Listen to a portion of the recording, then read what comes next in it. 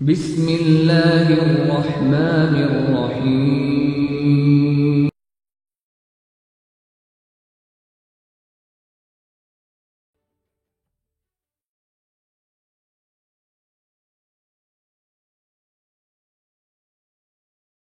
أعوذ بالله من الشيطان الرجيم بسم الله الرحمن الرحيم قد أفلح المؤمنون الذين هم في صلاتهم خاشعون والذين هم عن اللغو معرضون والذين هم ورحمة الله وبركاته. அல்ஹம்துலில்லாஹ். அனைத்து புகழும் அகிலங்கள் யாவற்றையும் படைத்து வளர்த்து பரிபக்குவப்படுத்தும் நாயனான அல்லாஹ்வுக்கே உரித்தாகுக.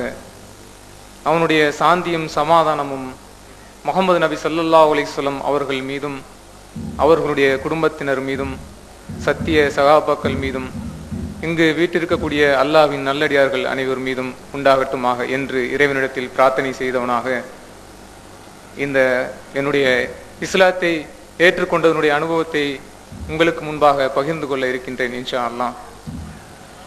சகோதரர், நீங்கள் எல்லாம் ஆவலுடன் எதிர்பார்த்து கொண்டிருந்த சகோதரர் உமர் பார்க் அவர்கள் வராத காரணத்தினால் நான் உங்கள் முன்பு பேசக்கூடிய ஒரு சூழ்நிலையை அல்லாஹ் ஏற்படுத்தி தந்திருக்கின்றான். அல்ஹம்துலில்லாஹ். அன்பான சகோதரர்களே,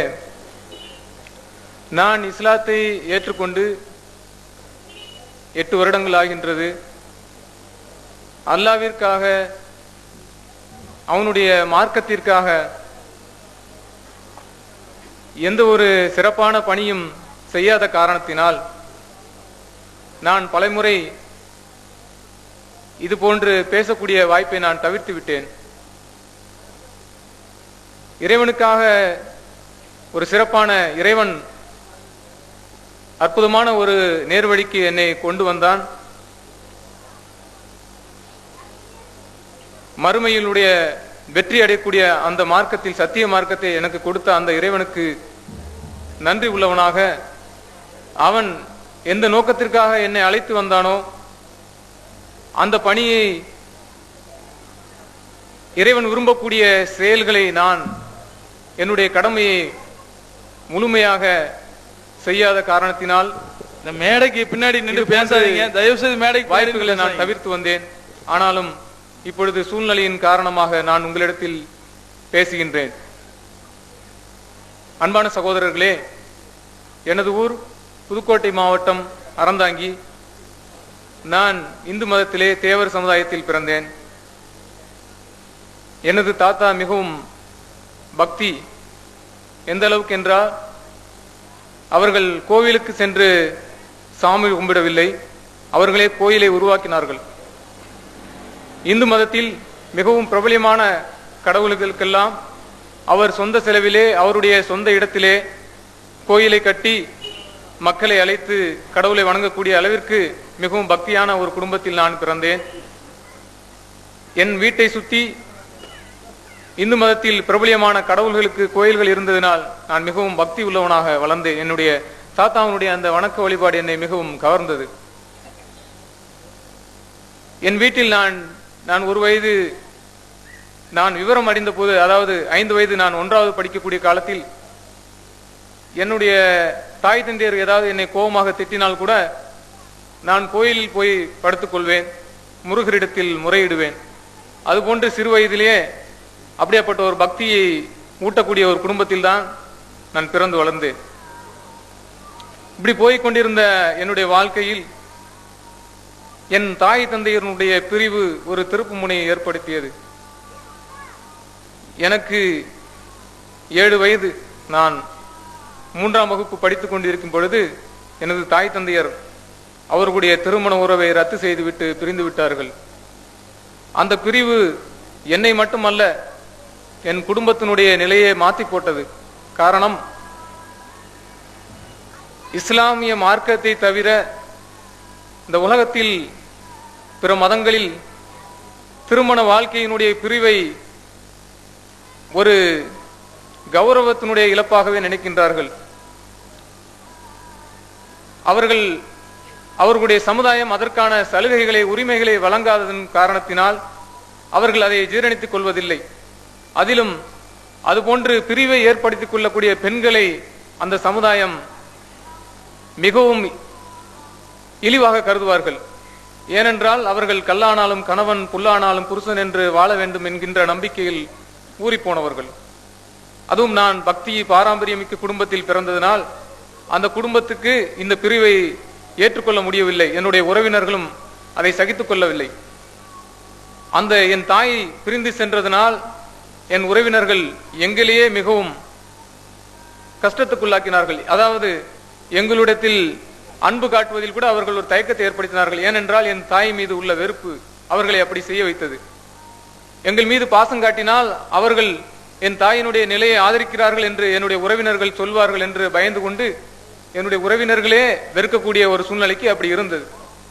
காரணம், நான் முன்பு குறிப்பிட்டது போல வாழ்க்கையை ஏற்றுக்கொள்ளக்கூடிய திருமண உறவை ஏற்றுக்கொள்ளக்கூடிய முறைகளை பற்றியும் அதன் சலுகைகளை பற்றியும் அது ரத்து செய்யக்கூடிய உரிமைகளை பற்றியும் இஸ்லாமிய மார்க்கம் இந்த உலகத்துக்கு சொன்னது போல வேறு எந்த மார்க்கத்திலும் எந்த கடவுள் கொள்கையிலும் தெளிவாக சொல்லப்படவில்லை. பைபிளில் கூட ஒருவனுக்கு ஒருத்தி என்ற ஒரு கருத்தை தான் மறைமுகமாக சொல்லப்பட்டிருக்கின்றது. புதிய ஏற்பாட்டில் கூட ஒருவன் ஒருத்தியை விவாகரத்து செய்ய வேண்டும் என்றால் அவள் கெட்ட நடத்தி உள்ளவளாக இருக்க வேண்டும். அது இல்லாத காரணத்திற்காக அவன் விவாகரத்து செஞ்சால் அவன் விபச்சாரம் செய்யப்பட்டவன், அவன் தண்டனைக்குரியவன். அவனை மனம் செய்யக்கூடியவள் கூட விபச்சாரி என்று பைபிளும் கூட சொல்லுகின்றது. இயேசுநாதர் சொன்னதாக பைபிளில் எழுதப்பட்டிருக்கின்றது. அப்போ மறுமணம் அல்லது பிடிக்காத வாழ்க்கையை ரத்து செய்யக்கூடிய உரிமையை வேறு மார்க்கம் தெளிவாக கொடுக்காத காரணத்தினால் அது போன்ற உறவுகளில் பிரிவுகள் ஏற்படும் பொழுது அந்த குழந்தைகள் பாதிக்கப்படுகின்ற நிலை, அப்படியாக நானும் பாதிக்கப்பட்டேன். என் குடும்பம் அந்த சிச்சுவேஷன் மாறியது. அதாவது மிகவும் ஒரு நடுத்தரமான ஒரு குடும்பம், வசதி வாய்ப்புகளுக்கு கஷ்டம் இல்லை. நான் பிறந்ததிலிருந்து கிட்டத்தட்ட ஒரு 20 குடும்பத்தை என் தாத்தா அவர்களுக்கு வீடு கட்டி கொடுத்து அவர்கள் செங்கல் சுண்ணாம்பு விறகு எல்லாம் வியாபாரம் செய்வார். எங்கள் வீட்டில் கிட்டத்தட்ட ஒரு 10 மாட்டு வண்டி இருந்தது. இப்படியாக வசதியான ஒரு சூழ்நிலையில் தான் இருந்தேன் 8-7 வயதுக்கு முன்பு வரை. ஆனால் என் தாயினுடைய பிரிவினால் எல்லாம் இருந்தாலும் கூட ஒரு விரக்தி, உறவினர்களுக்கு மத்தியிலே ஒரு மகிழ்ச்சியான வாழ்க்கை வாழ முடியாத ஒரு நிலை, அந்த விஷயம் என் வாழ்க்கையை திருப்பி போட்டது. நான் 9 வயது கூட பூர்த்தியாகாத நிலையில் என் தாத்தா மிகவும் மனவேதனைப்பட்டு அங்கு இருந்தால் அந்த சமுதாயம் என்னை மிகவும், ஏனென்றால் எங்கு சென்றாலும் என் தாயினுடைய பிரிவைத்தான் அவர்கள் சுட்டி காட்டினார்கள். அதை ஒரு கௌரவ குறைச்சலாக அவர்கள் எண்ணினார்கள். அந்த வெறுப்பை என் மீது காட்டினார்கள். என்னுடைய தோற்றம் என் தாய் போல இருப்பதின் ஒரு முக்கியமான காரணம். பிறகு என் தாத்தா நான் வாழ்க்கையில் எப்படியாவது ஒரு நல்ல நிலைமைக்கு வர வேண்டும், ஏதாவது ஒரு தொழிலே கற்றுக்கொண்டு அவன் அப்படி வரட்டும் என்று அவர்கள் உறவினர்கள் வைத்திருந்த காப்பித்தூள் கம்பெனிக்கு சென்னைக்கு என்னை அனுப்பி வைத்தார்கள். நான் 9 வயது கூட பூர்த்தியாகாத நிலையில் என்னுடைய 4வது படிப்பை கூட பூர்த்தி செய்யவில்லை. நான் அந்த காப்பித்தூள் கம்பெனிக்கு சென்றேன். ஆனால் அங்கு ஒரு 13 நாள் தான் இருந்தேன் சென்னையில். அந்த உறவினர்களிடத்திலும் அந்த பிரதிபலிப்பு தான் இருந்தது. அதனால் எனக்கு அங்கு இருக்க பிடிக்கவில்லை. சரி, என்னுடைய சொந்த ஊருக்கே சென்று விடலாம் என்று நான் சென்னையில் இருந்து நடந்தே என்னுடைய உறவினர் வீட்டை விட்டு புறப்பட்டேன்.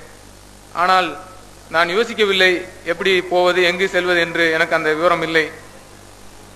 அதனால் நான் என்னால் இயன்ற அளவு நடந்து செல்லும் பொழுது மிகவும் இருட்டிவிட்டது, மாலை அடைந்து விட்டது. அப்போ நான் செங்கல்பட்டு மாவட்டத்துக்கு வந்து விட்டேன். சென்னையிலிருந்து, சென்னை தாம்பரத்திலிருந்து நான் செங்கல்பட்டு மாவட்டத்துக்கு வந்தேன். அங்கு அவுட்டர் இப்போ இருக்கிற மாதிரியான ஒரு நிலை இல்லை. அப்போல்லாம் ரொம்ப ஒரு அவுட்டர் கம்பெனியெல்லாம் இல்லை அப்போ நான் சொல்லக்கூடிய அந்த பகுதிகளில். அப்போ மாடு மேய்ச்சிட்டு போன ஒரு சகோதரர் என்னை பார்த்து எங்கே போறீங்க என்னன்னு கேட்டார். அப்போ என்னுடைய விஷயத்தை நான் சொன்னேன். உடனே அந்த சகோதரர் அழைச்சி போயிட்டு என்னை அவர் ஊரில் செங்கல்பட்டு மாவட்டத்தில் ஒரு கிறிஸ்துவ கிராமம், அந்த ஊரில் என்னை கொண்டு போய் ஒரு கிறிஸ்துவ பெற்றோர் இடத்தில் என்னை ஒப்படைத்தார். அவர்கள் ரோமன் கத்தோலிக்க கிறிஸ்துவத்தை சேர்ந்தவர்கள். அவர்களும் ஒரு காலத்தில் கிறிஸ்துவத்தை ஏற்றுக்கொண்டவர்கள். அதனால் அவர்கள் கிறிஸ்துவ மார்க்கத்தை முழுமையாக விளங்காவிட்டாலும் பெயர்களை மாற்றிக்கொண்டு ஞாயிற்றுக்கிழமைகளிலும் பண்டிகை நாட்களிலும் ஆலயங்களுக்கு செல்வார்கள், அவ்வளவுதான். ஆனால் அவர்கள் கிறிஸ்துவ பற்றியோ அல்லது பைபிளை பற்றியோ சொல்வதையோ அல்லது அதை வாழ்க்கையில் கடைபிடிப்பதை பற்றியோ அவர்களுக்கு அதை பற்றி கவலை இல்லை. அப்படியாக நான் அவர்கள் வீட்டில் என்னை அந்த சகோதரர் ஒப்படைத்தார்.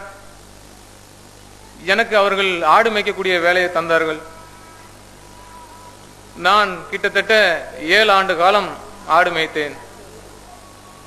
அன்பான சகோதரர்களே, 1 ஆண்டு காலம் நான் அந்த ஊருக்கு சென்று 1 ஆண்டு காலம் வரையிலும் கூட அவர்கள் என்னிடத்தில் கிறிஸ்துவத்தை பற்றியோ அல்லது கடவுளை பற்றியோ எந்த ஒரு விஷயம் சொல்லவில்லை. காலையில் நான் சென்றால் இரவு வந்துவிடும், 6-7 மணி ஆகிவிடும். மத்தியான சாப்பாடும் அந்த 7 வருஷத்துல நான் சாப்பிட்டதே கிடையாது. செருப்பும் அந்த 7 வருஷத்துல நான் போட்டதும் கிடையாது. அப்படியே ஒரு சூழ்நிலை, மிகவும் விரக்தி. 1 வருடம் கழிக்கும் போது என்னுடைய உள்ளத்தில் நான் ரொம்ப வேதனைக்குள்ளானேன், மன உளைச்சலுக்கு ஆளானேன். ஏனென்றால் நான் கடந்த காலங்களில் இருந்த என்னுடைய குடும்ப சூழ்நிலை, இப்பொழுது நான் இருக்கக்கூடிய சூழ்நிலை, அன்புக்கும் பாசத்துக்கும் ஏங்கி தவிக்கக்கூடிய அந்த ஒரு வயது, அது ஒரு பக்கம். இப்படி நாம படிக்க முடியாம போயிருச்சு, இப்படி நாம ஒரு ஆடு மேய்க்கிற வேலை தான் நமக்கு இப்படி மிச்சமாயிருச்சு, நம்முடைய உறவினர்களையும் பார்க்க முடியல. ஊருக்கு போகக்கூடிய, அதாவது கொஞ்சம் நாலேஜ் இருந்தது, ஊர் அட்ரஸை சொல்லி போகக்கூடிய ஒரு விவரங்கள் சொன்னா அவங்க ஒப்படைக்கிற நாலேஜ் இருந்தாலும் கூட நான் விரும்பல. ஏன்னா அங்க நான் சொன்ன மாதிரி அங்க உள்ள சில கசப்பான அனுபவங்கள் என்னை அங்க போக பிடிக்கல எனக்கு. இது ஆடு மேய்க்கிற வேலையா இருந்தாலும் பரவாயில்ல, ஆனா இப்படியே இருந்துருவோம் பெட்டர் அப்படிங்கிற மாதிரி இருந்தாலும் கூட மனதில் ஒரு விரக்தி, கவலையும் கண்ணீருமாக இருக்கும். காடு தான், வேற எதுவுமே இல்லை, ஆடை பார்த்துக்க வேண்டியதுதான், வேற செடி கொடி இருக்கும், இதுதான். இடையில யாராவது மனிதர்களை சந்திச்சுக்குவோம், இடையில யாராவது நம்மளை கிராஸ் பண்ணி போவாங்க. இப்படிப்பட்ட ஒரு நிலைகள் தான். இப்படி 1 ஆண்டு ரொம்ப கவலையிலும் கண்ணீரிலுமாக போன பிறகு அவர்கள் வீட்டில் ஒரு பைபிள் இருந்தது. அதை எப்பவும் அவங்க எனக்கு தந்ததும் கிடையாது, அவங்களே எடுத்து படிச்சதும் இல்லை. யதார்த்தமாக நான் அந்த பைபிளை எடுத்து சென்று நான் ஆடு மேய்க்கிற இடங்களில் உட்கார்ந்து படிப்பேன். அந்த பைபிளுடைய வார்த்தைகள் என்னை மிகவும் கவர்ந்தது. குறிப்பாக அதில் வரக்கூடிய இறைவாக்கினர்களும், ஒரு கட்டத்தில் சில இறைவாக்கினர்களும் ஆடு மேய்த்தார்கள் என்ற அந்த வரலாறை படிக்கும்போது அந்த ஒரு அடிப்படையான விஷயம் என்னை கவர்ந்தது. ஏனென்றால் அது நான் மிகவும் தாழ்வு மனப்பான்மைக்குள்ளானேன், நாம இப்படி ஆயிட்டோமே அப்படின்ட்டு. அப்போ இறை வேதமாக கருதப்படக்கூடிய ஒரு வேதம், அந்த வேதத்தில் இறைவாக்கினர்களாக சொல்லப்பட்டவர்கள், உதாரணத்துக்கு நான் தாவூது என்று சொல்லக்கூடிய அவருடைய வரலாறை நான் கடந்து போகும்போது, அவர் சிறுவனாக இருக்கும் பொழுது அவரை இறைவன் எப்படி நேசித்தான், அவரும் ஆடு மேய்த்து கொண்டிருந்தார். அதற்கப்புறம் அவருக்கும் இறைவனும் அவரை இறைவாக்கினராக ஏற்படுத்தக்கூடிய இந்த வரலாறுகள்லாம் அதில் பார்த்தேன். அடிப்படையான ஒரு விஷயம், அவர் ஆடு மேய்த்தார். இப்படியாக யூசுப் அலைஹிஸ்ஸலாத்தினுடைய வரலாறு, இப்படி யூசுப் என்று சொல்லக்கூடிய யோசப் அலைஹிஸ்ஸலாம் அவர்களுடைய வரலாறு, இப்படி ஒவ்வொரு நபிமார்களுடைய, மோசஸ் என்று சொல்லக்கூடிய மூசா அலைஹிஸ்ஸலாம் அவர்களுடைய வரலாறு, இவர்கள் எல்லாம் இவருடைய வரலாறுகளிலே அவர்கள் ஆடு மேய்க்கக்கூடிய பணிகளை செய்தார்கள் அல்லது அதை கடந்து சென்றார்கள் என்று பார்க்கக்கூடிய அந்த அடிப்படையான விஷயம் முதலில் என் மனதுக்கு ஆறுதலாக இருந்தது. ஓ, இறைவாக்கினர்கள் என்று இவர்கள் சொல்லக்கூடிய அவர்கள் கூட இந்த பணியை செய்திருக்கின்றார்கள் அப்படிங்கிற அந்த முதல் விஷயம். அதற்கடுத்தபடியாக நான் தொடர்ந்து பைபிளை படிக்க படிக்க அது எனக்கு மிகவும் ஆறுதலையும் தன்னம்பிக்கையும் புகுத்தியது. குறிப்பாக இறைவனை பற்றின அந்த அன்பை எனக்குள் உணர்த்தியது. அப்ப இந்த உலகத்துல நாம எது இழந்தாலும் அதை பத்தி நமக்கு கவலை இல்லை, இறைவன் இருக்கின்றான், அவனுடைய அன்பு இருக்கின்றது அப்படி என்கின்ற ஒரு நிலை. இறைவன் நம்மளை பார்த்து கொண்டிருக்கின்றான், நம்மளை பாதுகாக்கின்றான், அவனுடைய அந்த உறவு மட்டும்தான் நிரந்தரம் அப்படி என்றக்கூடிய அந்த உண்மையை நான் அந்த இறைவாக்கினருடைய வாழ்க்கை வழியாகவும் அந்த பைபிளுடைய சில நல்லடியார்களுடைய வாழ்க்கையில் இறைவன் செய்த அந்த உதவிகளை கொண்டு என் உள்ளம் இறைவன் பால் மிகவும் கவரப்பட்டது. அது எனக்கு மிகவும் ஆறுதலாக இருந்தது. என் வாழ்க்கை இறைவன் பக்கமாக திரும்பியது, இறைவனுடைய சிந்தையின் பக்கமாக திரும்பியது.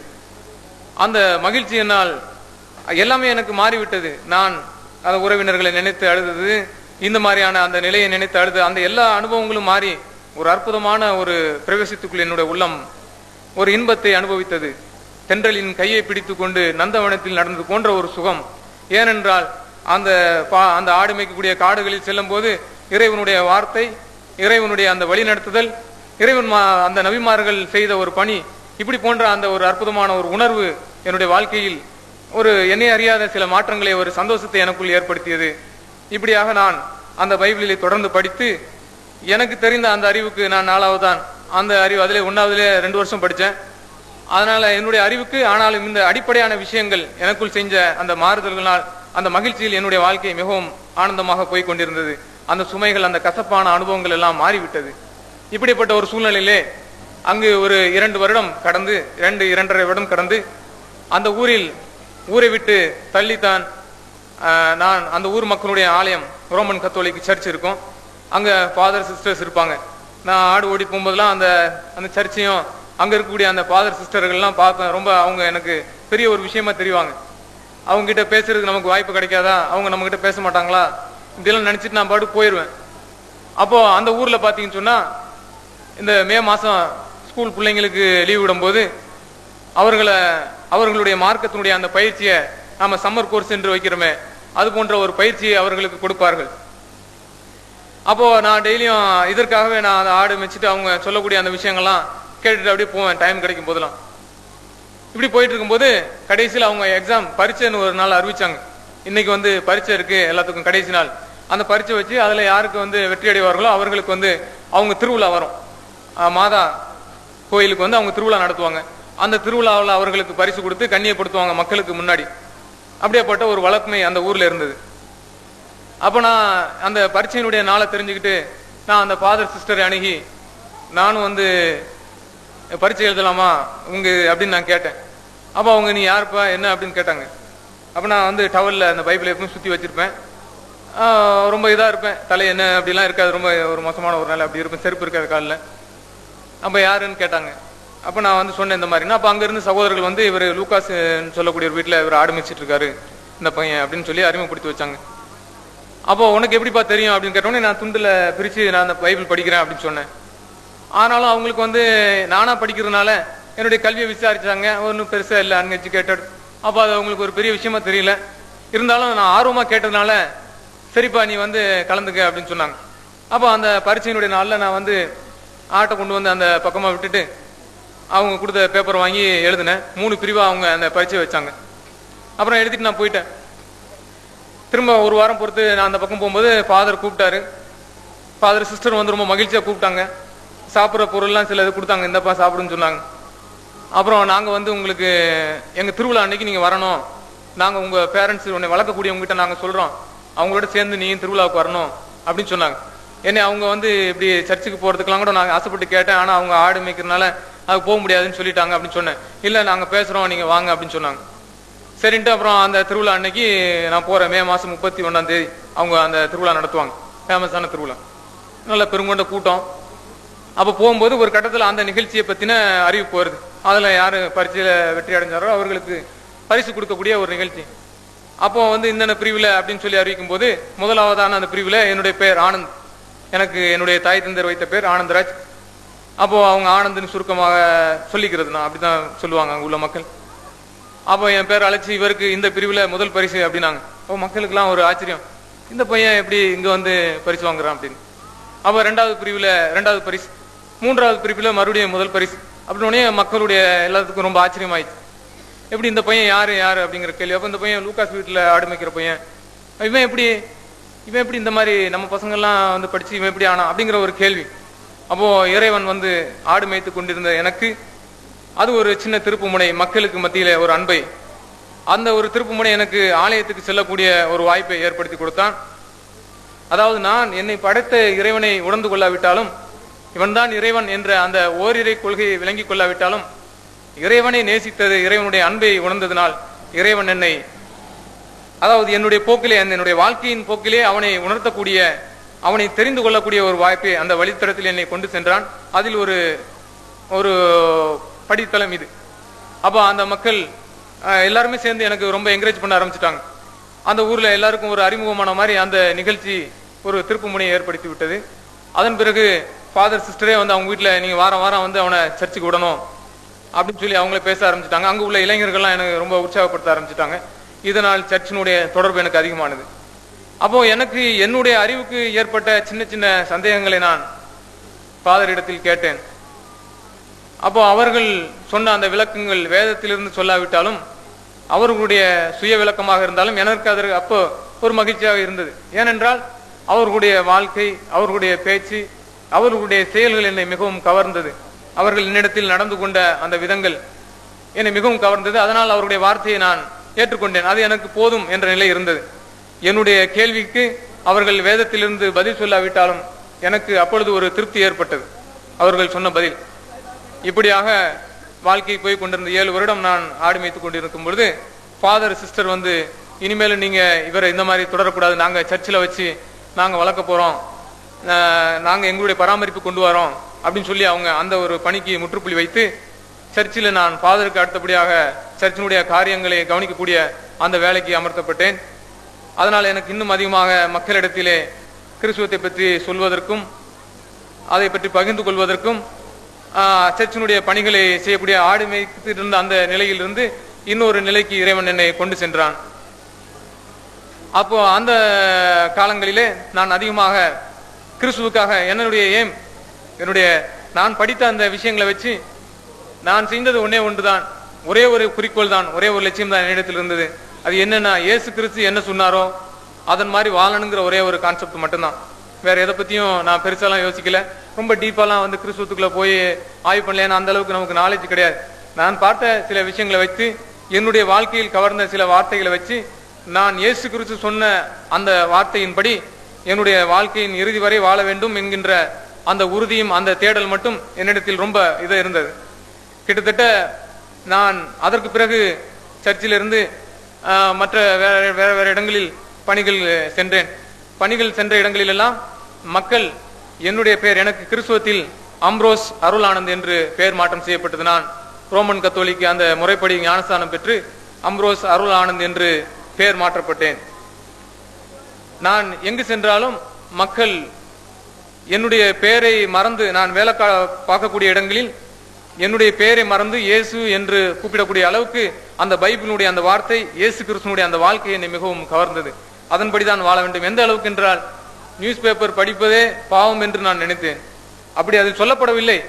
ஆனாலும் எனக்கு தெரிய, என்னை அறியாமல் அதை நான் படிக்கும் போது, நான் அப்படி வாழணும்னு நினைக்கும் போது இந்த மாதிரியான உணர்வுகள் என்னை டேமினேஷன் பண்ணும். இப்படி நாம் இது கூட ஒரு பாவம் அப்படிங்கிற மாதிரியான ஒரு எண்ணத்தை எனக்கு ஏற்படுத்தும்.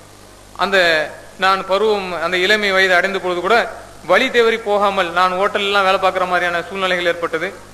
கிட்டத்தட்ட 250 பேர் வேலை பார்க்கக்கூடிய ஹோட்டலில் நான் வேலை சென்றேன், அங்கே வேலை பார்த்தேன். அந்த மாதிரியான சூழ்நிலையில் கூட, ஹோட்டல் லைஃப்னா தெரிஞ்சவங்களுக்கு தெரியும் அது எவ்வளோ ஒரு மோசமான லைஃப்னு சொல்லிட்டு, அந்த சூழ்நிலையிலும் கூட வழிகட்டு போயிடாத அளவிற்கு இறைவன் அந்த பைபிள் மூலமாக, இயேசு கிறிஸ்துவனுடைய அந்த வாழ்க்கையின் மூலமாக என்னுடைய உள்ளத்தில் பதிய வைத்து தவறான வழிகளுக்கு செல்லாத அளவுக்கு இறைவனை பற்றின அந்த தேடல்களே, இறைவனுக்காக வாழ வேண்டும் என்கின்ற அந்த எண்ணத்திலே என்னை வழி நடத்தினான். நான் மிகவும் மகிழ்ச்சியாக இறைவனை பற்றின அந்த சிந்தனை தான் எப்படி என்னுடைய உள்ளத்தில் எப்பொழுதும் இருந்து கொண்டே இருக்கும். இறைவனை பற்றின அந்த சிந்தனைகள், அந்த அவனை பற்றி நான் பாடல்களை பாடிக்கொண்டு மகிழ்ச்சியாக இருப்பேன். எதை பற்றியும் அந்த என்னுடைய பிறந்தது, அந்த விஷயங்கள் எல்லாமே எனக்கு மறந்து போய்விட்டது. எந்த ஒரு எண்ணம் இல்லை. இறைவன், அவனுடைய வாழ்க்கை, அவனுடைய அந்த இறைவாக்கினர்கள் வாழ்ந்தது, இது போன்ற ஒரு நிலை. இப்படி இருக்கும் பொழுது நான் பல வருடங்கள் கடந்து கிட்டத்தட்ட என்னுடைய 20 வயசிலே நான் பிறந்த ஊருக்கு நான் சென்றேன், என்னுடைய தாய் தந்தரை பார்ப்பதற்காக. அவர்களை, ஏனென்றால் நான் என் தாயை, என்னுடைய சமுதாயம் என் மீது காட்டிய வெறுப்பினால் என்னுடைய தாயை நான் பழி வாங்க வேண்டும் என்று இருந்தேன். ஏனென்றால் அப்படித்தான் என்னுடைய உறவினர்கள் சொன்னார்கள். அந்த பிரிவு அதை ஜீரணிக்க முடியாது, இது செஞ்சதினால் உன்னுடைய தாயை கொல்ல வேண்டும் அப்படின்னு சொல்லி என்னுடைய உறவினர்கள் என்னிடத்தில் வெறுப்பை காட்டினார்கள் சின்ன வயசிலே. அந்த எண்ணம் என்னுடைய மனதில் இருந்தது. ஆனால் பைபிள் படித்து அந்த விஷயங்கள்லாம் என்னுடைய பழி வாங்கக்கூடிய அந்த எண்ணங்கள்லாம் மாறிவிட்டது. மன்னிக்க வேண்டும் என்கின்ற அந்த மனப்போக்கம் என்னுடைய உள்ளத்தில் இருந்ததனால் நான் என் தாயையும் தேடி சென்றேன், என்னுடைய உறவினர்களையும் தேடி சென்று அவரிடத்தில் நான் பார்த்தேன். நான் இப்படி இருக்கக்கூடிய செய்தியை அவங்களுக்கு என்னை பார்த்து தெரிஞ்சுக்கிட்டாங்க. ஆனால் எனக்கு மறந்து போச்சு. ஏன்னா ரொம்ப வருடங்கள் 8-9 வயசு பூர்த்தியாக நிலையில் செஞ்சு 20 வயசுல கிட்டத்தட்ட ஒரு 11 வருஷம் ஆனனால எனக்கு அவங்களுடைய முகம்லாம் மறந்துச்சு. ஆனால் அந்த ஊரை மட்டும் நான் போய் நிற்கிறேன், எங்கே போகிறது என்னன்னு தெரியல. அப்புறம் சில பேர் என்னுடைய அந்த தோற்றங்களை வச்சு இன்னார் பேரன் அப்படின்னு சொல்லி என்னை கூப்பிட்டு போய் தெரிஞ்சுக்கிட்டேன். அப்போ உறவினர்கள்ட்ட நான் ஒரு கிறிஸ்துவனாக இருந்தனால அவர்கள் இந்து மதத்தில், அந்த தேவர் சமுதாயத்தில் அதில் நல்லா பக்தியாக இருந்தாலும் கூட, இப்படி நம்ம பையன் தொலைஞ்சு போய் கிடச்சிட்டான், அதனால அந்த சாமி நல்ல சாமி தான் நம்மளுடைய பிள்ளையை காப்பாற்றினது அப்படின்னு எங்கள் தாத்தா சொன்னார். அதனால அவங்களுக்கு அந்த நான் ஜெப மாலையெல்லாம் போட்டிருப்பேன், சிலுவை வச்சு அந்த மாலையெல்லாம் இருக்கும் என்னுடைய கழுத்துல. அதெல்லாம் அவங்களுக்கு ஒரு பெரிய பைபிள் அப்பவும் இருக்கும் கையில, ஏன்னா அதை நான் விட்டு கொடுக்க மாட்டேன் யாருக்காவும், அப்படிங்கிற மாதிரியான ஒரு நிலை. அப்போ எங்க தாத்தா முதல்ல இந்த வார்த்தை சொன்னாரு. அதனால மற்றவங்க யாரும் அதை பத்தி விமர்சனம் பண்ணல. ஆனாலும் என்னுடைய பெரியப்பா என்னுடைய மாமாலாம் வந்து நாங்க உன்னை வெளிநாட்டுக்கு அனுப்பி வைக்கிறோம், நீ அதை விட்டுரு, அந்த விஷயம் முடிஞ்சு போச்சு, நீ இனிமேல் வந்துட்ட நம்மகிட்ட, இந்த ஜெபமாலையெல்லாம் கலட்டிடு, இதெல்லாம் வேண்டாம் நமக்கு, இந்த பைபிள்லாம் வேண்டாம், அங்கே இருந்து வரலும் சரி அப்படிங்கிற மாதிரிலாம் சொன்னாங்க. அதனால நான் அவங்களுக்கு உபதேசம் பண்ணேன் பைபிளை பத்தி, அதனுடைய வழிமுறைகளை பத்தி. அப்புறம் நான் தொடர்ந்து அந்த ஊருக்கு போயிட்டு வந்துட்டு இருக்கும்போது கிட்டத்தட்ட 25-30 சகோதரர்கள் என்னோட சேர்ந்து சர்ச்சுக்கு வர ஆரம்பிச்சிட்டாங்க. நான் அந்த ஊருக்கு போவேன், லீவ்ல எல்லாம் போவேன், 10 நாள் 20 நாள் இருப்பேன். இப்படி இருந்துட்டு இப்படி போவேன், ஒன்றும் சொல்லவே மாட்டேன். ஏசு கிறிஸ்து சொன்னபடி வாழணும் அப்படிங்கிற ஒரு கான்செப்ட் மட்டும்தானே தவிர நான் போய் கிறிஸ்துவனா இப்படி ஏசுனாருன்னா இப்படி அவர் அப்படி சொல்லியிருக்காரு இப்படி சொல்லி சொல்ல மாட்டேன். நீங்க ஏன் அப்படி இருக்கிறீங்க, எங்கள்ல இருந்து நீங்க ஒரு மாறுபட்டு இருக்கீங்களான்னு யாராவது இளைஞர்கள் கேட்டா அப்ப நான் சொல்லுவேன், நான் இருக்கிறது எனக்காக இல்ல, பைபிள் எப்படி சொல்லப்பட்டிருக்கு ஏசுனார் அப்படி கேட்கறவங்கள்ட்ட மட்டும் சொல்லுவேன். இப்படியாக அவர்கள் என்னுடைய வாழ்க்கையின் மூலமாக கவரப்பட்டு ஒரு கிட்டத்தட்ட 25-30 சகோதரர்கள் சர்ச்சுக்கு வர ஆரம்பிச்சிட்டாங்க. அது அந்த உறவினர்களுக்கு மத்தியில சின்ன சின்ன சலசலப்புகளை ஏற்படுத்தினாலும் ஹலால் ஹராம் அப்படிங்கிற விஷயம் இஸ்லாத்தை தவிர வேறு எந்த மார்க்கமும் தெளிவாக சொல்லாதனுடைய காரணத்தினால் ஒரு பெரிய பாதிப்பை ஏற்படுத்தாது. இந்த உலகத்தில் இஸ்லாத்தை ஒரு மனிதன் ஏற்றுக்கொண்டால் மட்டும்தான் அவனுடைய வாழ்க்கையில் டோட்டல் சேஞ்ச், உடனடியாக அவனுடைய வாழ்க்கையில் ஒரு மாற்றம் ஏற்பட்டுவிடும். அதனால் அவன் இந்த சமுதாயத்தில் அவன் வேற மாதிரியான ஒரு நிலைக்கு தள்ளப்பட்டுருவான். அப்போ விமர்சனங்கள் வரும். மற்ற மார்க்கங்களில் ஹலால் ஹராம் தெளிவாக போதிக்கப்படாதனுடைய காரணத்தினால் அது ஒரு பெரிய பாதிப்பு ஏற்படுத்தாது. அவங்க வீட்டுக்கு போனாலும் எப்பவும் போல இருந்துக்குவாங்க, மற்றபடி என்ன கோயிலுக்கு போறது போல சர்ச்சுக்கு போறாங்க அப்படிங்கிற மாதிரியா ஒரு நிலையினால அது ஒரு பெரிய பாதிப்பை ஏற்படுத்தல. இப்ப கூட பாருங்க, சமீபத்தில் பத்திரிகையில் வந்த ஒரு நியூஸ் நீங்க பார்த்திருப்பீங்க. ஒரு சினிமா நடிகை அவர்கள் கிறிஸ்துவத்தை பிரச்சாரம், நம்மளுடைய அருகில் உள்ள ஃபேமஸான ஒரு கிறிஸ்துவ ஊர், அங்க உள்ள ஒரு ஃபேமஸான ஒரு ஊழியம் செய்யக்கூடிய ஒரு ஆலயத்தில் அந்த நடிகையை கொண்டு வந்து கிறிஸ்துவத்தை பத்தி பிரச்சாரம் செய்ய வைத்தார்கள். அவர்களும் கிறிஸ்துவத்தை பிரச்சாரம் செய்தார்கள். பிறகு அந்த நடிகை இடத்தில் மீடியா வந்து பேட்டி கேட்கிறாங்க, நீங்க இப்படி கிறிஸ்துவத்தை ஏத்துக்கிட்டீங்களே, அதை பத்தி பிரச்சாரம் பண்றாங்களே, இனிமேல் உங்களுடைய சினிமா வாழ்க்கை அவ்வளவுதானா அப்படின்னு கேட்கும்போது, இது என்னுடைய தனிப்பட்ட ஒரு விஷயம், அதற்கும் என்னுடைய சினிமா வாழ்க்கைக்கும் எந்த தடையும் கிடையாது, நான் மறுபடியும் நல்லா நடிப்பேன், நான் எந்த மாதிரியான மோசமான இந்த மாதிரி செஞ்சனோ அந்த மாதிரியான, அதாவது என்னுடைய கேரக்டர் சினிமாவில் நான் எப்படி இருந்தனோ அதுல எந்த பாதிப்பும் ஏற்படாது, என்னுடைய வணக்க வழிபாடு வேற அப்படின்னு சொல்றாங்க அவங்க. அப்போ இஸ்லாமை தவிர வேற எந்த மார்க்கத்திலும் ஹலால் ஹராம்ங்கிற அந்த ஒரு விஷயம் இல்லாதனால ஒரு பெரிய பாதிப்பு இல்லை. சரி போகட்டும், அது நம்முடைய சப்ஜெக்ட் இல்லை, நான் வந்து பயான் பண்ணவில்லை, என்னுடைய வாழ்க்கையை சொல்லிக் கொள்வதனால் நான் அதை விட்டு விடுகிறேன். பிறகு நான் இப்படி போயிட்டு இருக்கும்போது என்னுடைய தாயை நான் தேடி செல்லும் போது அவர்களுடைய வீட்டு அருகே ஒரு இஸ்லாமிய சகோதரி இருந்தார்கள். அப்போ நான் அப்படியே தொடர்ந்து நான் என்னுடைய அம்மாவை போய் பார்த்து பேசிக்கிட்டே இருந்தேன். அப்போ ஒரு இந்து பண்டிகை அந்த நேரத்தில் நான் அங்கே போறேன். போகும்போது அவங்க அந்த சாமிக்கு படைச்சதெல்லாம் கொண்டு வந்து எனக்கு கொடுக்குறாங்க, நீங்க சாப்பிடுங்க அப்படின்ட்டு. என்னுடைய தாய் அவங்க இருக்கக்கூடிய வீட்டில் கொண்டு வந்து கொடுத்தாங்க. அப்போ நான் சாப்பிட மாட்டேன், ஏன்னா நாங்கள் சாப்பிடக்கூடாது, உருவத்துக்கு படைக்கிறது நாங்கள் சாப்பிடக்கூடாது அப்படின்னு நான் சொல்லி அதை மறுத்துட்டேன். அந்த இஸ்லாமிய சகோதரி பக்கத்தில் இருந்தவங்க அவங்க வந்தாங்க, அவங்களுக்கு கொடுத்தாங்க, அவங்க வாங்கிட்டு போயிட்டாங்க. அப்ப என்னுடைய அறிவுக்கு இறைவன் எனக்கு இஸ்லாத்தை பத்தி உணர்த்தியது நான் யார்கிட்டையும் ஆய்வு பண்ணல. நான் பிறந்த ஊர்ல இந்துக்களும் எந்த அளவு இருந்தாங்களோ அந்த அளவுக்கு முஸ்லீம்கள் இருந்தாங்க. பாங்கு சொல்ற அந்த விஷயங்கள்லாம் நான் கேட்டிருக்கேன். ஆனால் இஸ்லாத்தை பத்தி யாரும் சொல்லல, அல்லானா யாரெல்லாம் எனக்கு தெரியாது. கிறிஸ்துவங்கிற ஒரு விஷயம் மட்டும்தான் நான் சென்னைக்கு போய் தெரிஞ்சுக்கிட்ட தவிர இஸ்லாம்ங்கிறது என்னுடைய ஊர்லேயே இருந்த ஒரு விஷயம். ஆனாலும் யாரும் சொல்லல, அதனால நமக்கு தெரியாது. ஆனா நான் பைபிள் படிச்ச பிறகு என்னுடைய அறிவுக்கு நானே இஸ்லாத்தை விளங்கி கொண்ட ஒரு விஷயம் என்னன்னு சொன்னா, இஸ்லாமியர்கள் அவர்களுடைய வணக்க வழிபாடு எல்லாமே பைபிளினுடைய பழைய ஏற்பாட்டினுடைய அடிப்படையில் இருக்கின்றது. அவர்கள் இறைவனைத்தான் வணங்குகின்றார்கள். ஆனால் இயேசு கிறிஸ்து இறைவனுடைய அவதாரம் என்கின்ற அந்த ஒரு விஷயத்தை மட்டும் அவர்கள் எடுத்துக்கொள்ளவில்லை. அது போன்றுதான் இஸ்லாமியர்கள் விளங்கி வைத்திருந்தார். ஆனால் அவர்கள் சொர்க்கத்துக்குரியவர்கள் தான்.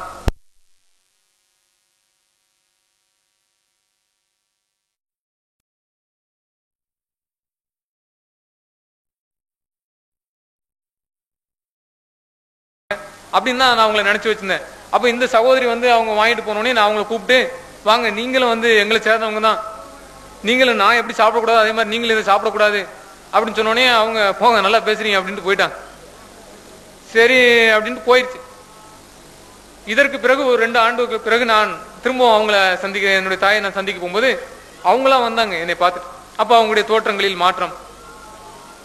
அவங்களுடைய கணவர் வெளிநாட்டுக்கு சென்றிருக்கும் பொழுது அங்கே அவருக்கு இஸ்லாத்தினுடைய உண்மையான அந்த சத்தியம் தௌஹீத் அவருக்கு கிடைத்து அந்த சகோதரிக்கு அவர் அங்கிருந்து இஸ்லாத்தினுடைய தௌஹீத் புத்தகங்கள் எல்லாம் அவர் அனுப்பி வச்சு அவங்க இஸ்லாத்தை விளங்கி அவங்க நல்ல ஒரு முஸ்லீமாக ஒரு தௌஹீத் அடிப்படையில் அவருடைய வாழ்க்கையை மாற்றிக்கொண்டார்கள்.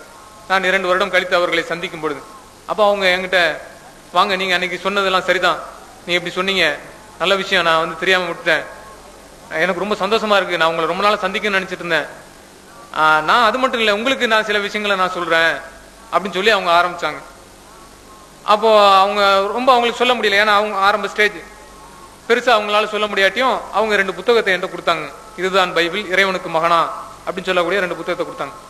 இப்போ இதுதான் பைபிள்னு பார்த்தோன்னே கீழே பிஜேன்னு போட்டிருந்தது. பிஜேன்னு இல்லை அப்படின்னா இது யாருன்னு கேட்டேன். ஆசிரியர் முஸ்லீம். பரவாயில்லையே பாருங்க, பைபிளை பத்தி ஒரு முஸ்லீமே எழுதியிருக்காரு, பெரிய விஷயம் தான் அப்படின்னு சொல்லி நான் ரொம்ப மகிழ்ச்சியாக அதை வாங்கிட்டு போறேன்.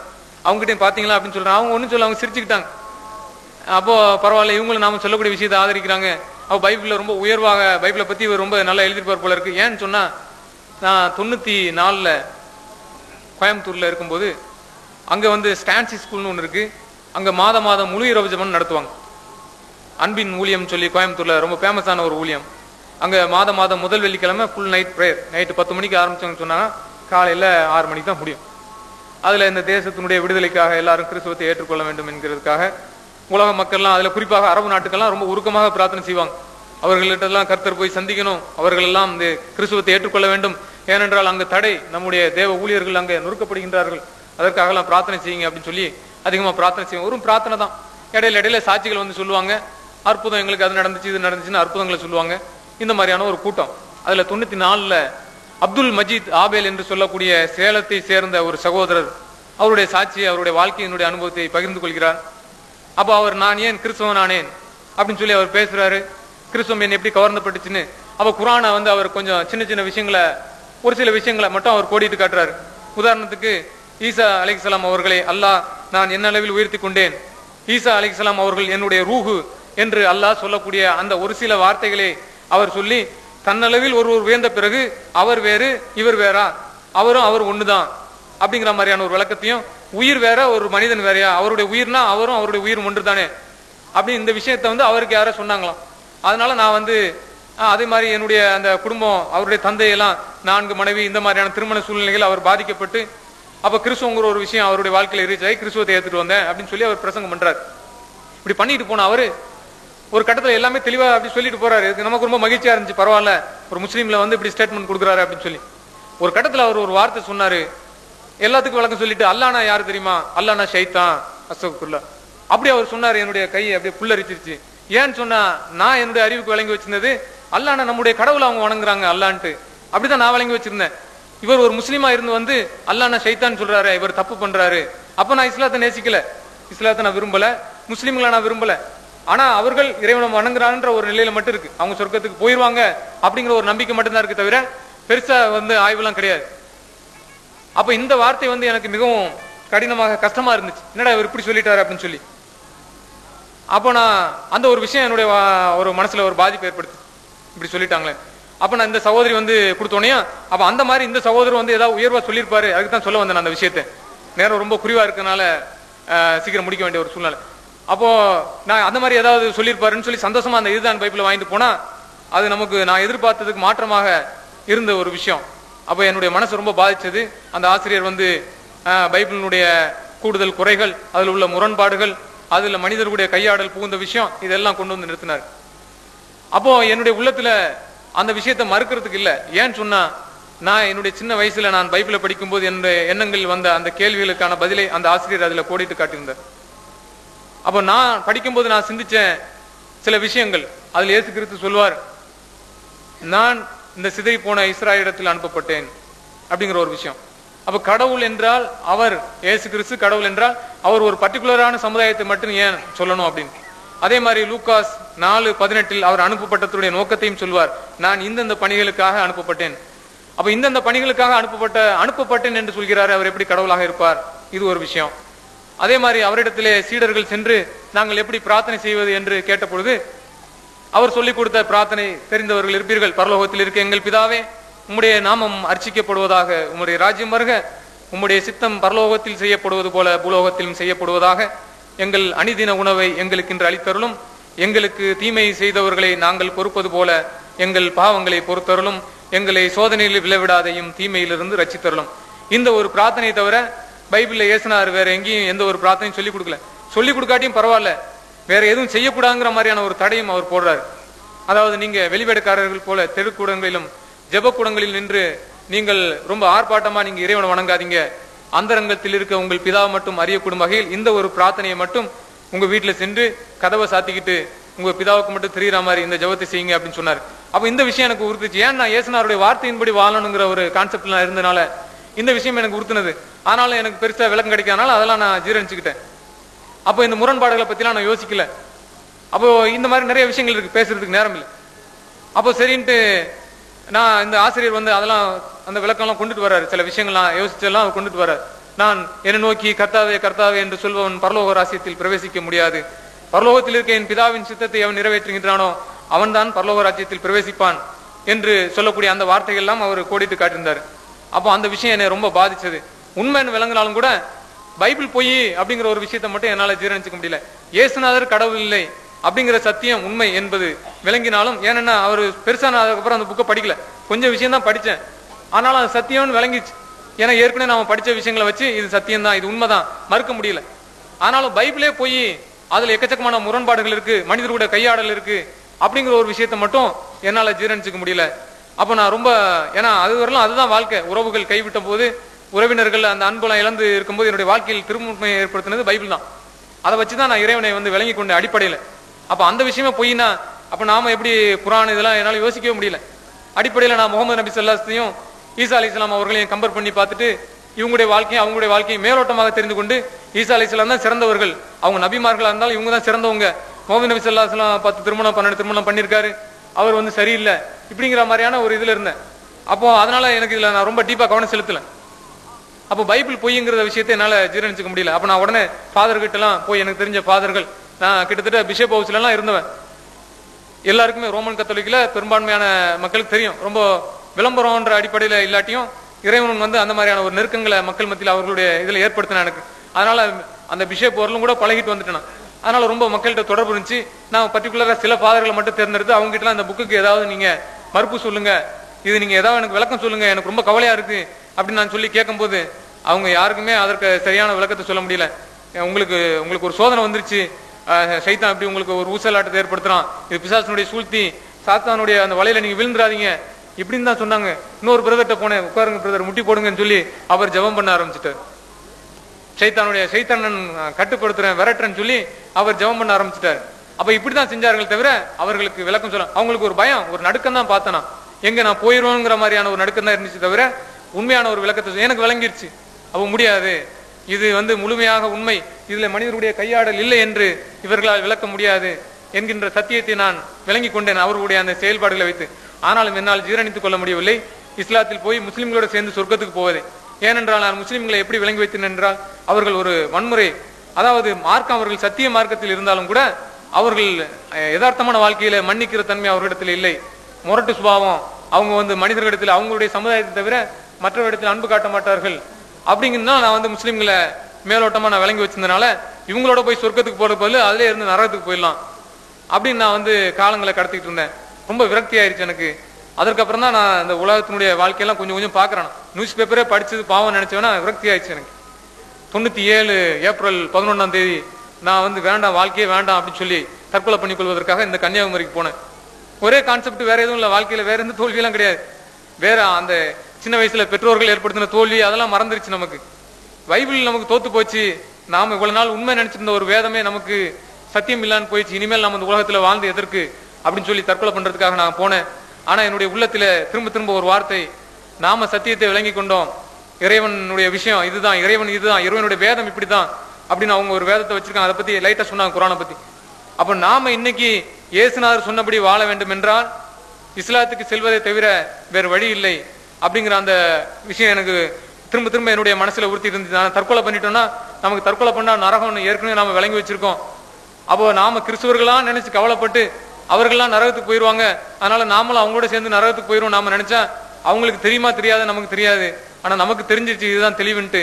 அப்ப நாம வழிகேட்டுல போயிடக்கூடாது அப்படின்னு சொல்லி நான் 2 நாள் அங்கே கிட்டத்தட்ட 2 நாள் கடற்கரையிலே சுத்தி இருந்தேன். அப்புறம் ஒரு 20 நாள் அங்கேயே வேலை பார்த்தேன். அதற்கப்புறம் நான் என்னுடைய மனசை மாற்றிக்கொண்டு திரும்ப வந்துட்டேன். இருந்தாலும் சர்ச்சுக்கு போறதை நிறுத்திட்டாலும் இயேசுனார் கடவுள் இல்ல, இறைவன் தான் கடவுள், இஸ்லாமியர்கள் வணங்கக்கூடிய அந்த வணக்க முறைதான் சரி, அதுதான் இயேசு கிறிஸ்து செஞ்சது. இயேசு கிறிஸ்துக்கு விருத்த சேதனம் செய்தார்கள். அந்த விருத்த சேதனத்தை இஸ்லாமியர்கள் தான் இன்று வாழ்க்கையில் அடிப்படையான விஷயம் நான் சொல்வது. ரொம்ப டீப்பா போல சப்ஜெக்டுக்குள்ள நேரம் இல்ல. மேலோட்டமாக நாம் கிறிஸ்துவர்களிடத்தில் கிறிஸ்துவர்களுக்கும் இஸ்லாமியர்களுக்கும் உள்ள இயேசு கிறிஸ்துடைய வாழ்க்கையை கடைபிடிக்கக்கூடிய அந்த விஷயத்தில் இயேசு கிறிஸ்து என்ன செய்தாரோ அந்த விஷயங்கள் எல்லாம் இஸ்லாமியர்கள் தான் செய்து கொண்டிருக்கின்றார்கள். அவருக்கு விருத்த சேதனம் செய்யப்பட்டது. அவர் வரலாற்று ஆசிரியர்கள் அவர் முத்தமிட்டு காட்டி கொடுத்ததற்கு விளக்கம் எழுதும் போது கூட அவர் எல்லாரும் தாடி வைத்திருந்தார்கள். இயேசுனாரும் அவருடைய சீடர்களும் தாடி வைத்திருந்தார்கள். பேசும்போதுதான் இவர் இயேசுனாரு, இவர் பீட்டர், இவர் ஜான் என்ன அவங்களுக்கு அடையாளம் தெரியும். ஏன்னா அவங்களுடைய தோற்றங்கள் ஒரே மாதிரி இருக்கும். அப்போ அந்த விஷயத்தையும் கூட இன்னைக்கு ஃபாலோ பண்ணுவது இஸ்லாமியர்கள் தான். கிட்டத்தட்ட கடமை என்கின்ற அடிப்படையில் கூட அவர்கள் ஃபாலோ பண்றாங்க. பெண்கள் பரதா போட்டிருந்தது, மரியம் அலைஹிஸ்ஸலாத்தை பத்தி அவங்களுடைய வாழ்க்கையை பத்தி பைபிள் சொல்லும் போது மிகவும் கண்ணியமாக, சில இடங்களில் மிகவும் கொஞ்சம் தான் சொல்லப்பட்டிருக்கு. அந்த சொல்லப்பட்ட இடங்களில் கூட அவங்களுடைய வாழ்க்கையில் ஒரு கண்ணியம் தெரிகின்றது. அந்த காலத்தில் இருந்த பெண்கள் பைபிளுடைய அடிப்படையில் அவர்கள் எல்லாம் எந்த சூழலில் இருந்தார்கள் என்றால் அந்த தோற்றத்தை நாம் இன்னைக்கு பார்ப்பது இஸ்லாமியர்களிடத்தில் தான். அப்ப எல்லா வகையிலும் நாம் இயேசு கிறிஸ்து சொன்னபடி வாழ வேண்டும் என்றால் இஸ்லாத்திற்கு போவதை தவிர வேறு வழி இல்லை அப்படிங்கிற நிலை தெரிந்தாலும் கூட முஸ்லிம்களை பற்றி உள்ள ஒரு தவறான அபிப்பிராயத்தினால் நான் இஸ்லாத்துக்கு வராமல் காலங்களை கடத்திக் கொண்டே இருந்தேன். கிட்டத்தட்ட 2000 வரலும் எங்கேயுமே போறதில்லை, சர்ச்சுக்கும் போறதில்லை, பள்ளிவாசலுக்கும் போறது கிடையாது. இப்படி ஒரு நிலைப்பாட்டில் இருந்தேன். அப்போ 2000 தான் நான் பகிரங்கமாக இஸ்லாத்தை ஏற்றுக்கொண்டு களிமா சொல்லி பி ஜலீல்நாதன் அவர்கள் எனக்கு களிமா சொல்லி கொடுத்து பேர் வச்சாங்க. இதுல திருச்சியில் நடந்த இஸ்லாம் ஒரு இனிய மார்க்கம் என்ற அந்த நிகழ்ச்சியில். ஆனால் நான் வேற வழி இல்லைங்கிறதுக்காக தான் களிமா சொன்னேன். மனப்பூர்வமாலாம் களிமா சொன்னேன்னு சொல்ல முடியாது. சொர்க்கத்துக்கு போகணும், இஸ்லாத்துல சேர்ந்து கொள்றத தவிர வேற வழி இல்லைன்ற அந்த அடிப்படையில சொன்னேன். தாவா சென்டருக்கு என்னை கட்டாயப்படுத்தி அனுப்பி வச்சாங்க. எனக்கு வரதுக்கு விருப்பமே கிடையாது. இதுக்குள்ள நான் வரும்போதே வெளியே 5 பேர் போறாங்க. நான் உள்ள நுழையிறேன், உள்ள என்ட்ராகிறேன், ரெடி 5 பேர் இருக்கிறாங்க. என்ன காரணம்னு விசாரிச்சேன். அவங்க தம் அடிச்சாங்க, அவங்களுடைய அந்த செயல்பாடுகள் சரியில்லை, அதாவது இப்படி ஆக்டிவிட்டிஸ், அதனால நாங்க அனுப்புறோம். இந்த மாதிரி தான் இந்த பெரிய தவறுகள் இந்த மாதிரியான. அப்போ இவர்கள் மார்க்கத்தை மட்டும் போதிக்கல, அப்போ அடிப்படையான விஷயங்கள், மனிதன் ஒழுக்கமா இருக்கணும், அவன் தீமைகளிலிருந்து விடுபடணுங்கிற அந்த ஒரு விஷயத்திலையும் இவங்க ரொம்ப ஆர்வமா இருக்கிறாங்க. அப்போ இது ஒரு நல்ல இடத்துக்கு தான் நம்ம வந்திருக்கிறோம். மதத்துக்கு ஆள் சேர்க்கணும்னா எப்படி இருந்தாலும் இருந்துட்டு போ, இதுல இருன்ற மாதிரி இருப்பாங்க. அப்ப மனிதன் ஒழுக்கமானவனா இருக்கணும், உருவாக்கணுங்கிற எண்ணத்துல இவங்க சரியா இருக்கிறாங்கன்றதுனால அந்த ஒரு விஷயமே எனக்கு முதல்ல இருந்துச்சு. அப்புறம் உள்ள போயிட்டேன். போனாலும் பெருசா ஈடுபாடெல்லாம் வரல. அப்படி ஒரு 10 நாள் 12 நாள் போச்சு. எனக்கு அஸ்ஸலாமு அலைக்கும் வரஹ்மத்துல்லாஹி வபரகாத்துஹு கூட சொல்ல தெரியாது. ஏன்னா நான் ஆரம்பத்துல சொல்லிட்டேன் உங்களுக்கு கல்வியில எனக்கு அந்த வார்த்தைகள்லாம் இந்த ஹே ஹா இதெல்லாம் நான் தமிழ்ல கூட படிச்சு கிடையாது. அதனால எனக்கு தெரியல என்ன படிக்கிறேன், இன்னும் வார்த்தைகளே வரல எனக்கு. அப்போ கிட்டத்தட்ட ஒரு 13ஆவது நாள் இரவு தொழுகை பத்தி ஆசிரியர் பாடம் நடத்தினாரு. இந்த இரவு தொழுகை ரொம்ப சிறப்பு. அந்த இரவு தொழுகையினுடைய நேரத்துல நாம தொழுது இறைவனிடத்திலே கேட்கும் பொழுது இறைவன் நாம் பார்க்கக்கூடிய பார்வையாக, நாம் பிடிக்கக்கூடிய கரமாக, நாம் நடக்கக்கூடிய காலாக மாறிவிடுவான், மிகவும் சமீபமாக நம்ம இடத்தில் நெருங்கி விடுகின்றான் என்கின்ற அந்த இரவு தொழுகையை பத்தி நான் அந்த பாடம் நடத்தினாரு. அப்போ நமக்கு ஒண்ணுமே வரல. நாம வேற வழியில இரவு தொழுகைன்னு ஒண்ணு இருக்க, எத்தனை ரக்காத்துன்னு கேட்டேன். அப்போ அது என்னன்னு சொல்லணும்னு தெரியாட்டியும் கூட சரி நாம இறைவனை வணங்குவோம். ஏன்னா எனக்கு எப்பவுமே இறைவனை வணங்குவதில் யாரெல்லாம் வணங்குறாங்களோ அதோட அதிகமா வணங்கணும்னு நான் நினைப்பேன். முஸ்லீம்களோட போட்டி போட்டு நோன்பு வைப்பேன். நான் முஸ்லீம்கள் 30 நாள் நோன்பு வைக்கிறாங்கன்ட்டு நான் கிறிஸ்துவனா இருக்கும்போது 40 நாள் நோன்பு வைப்பேன்.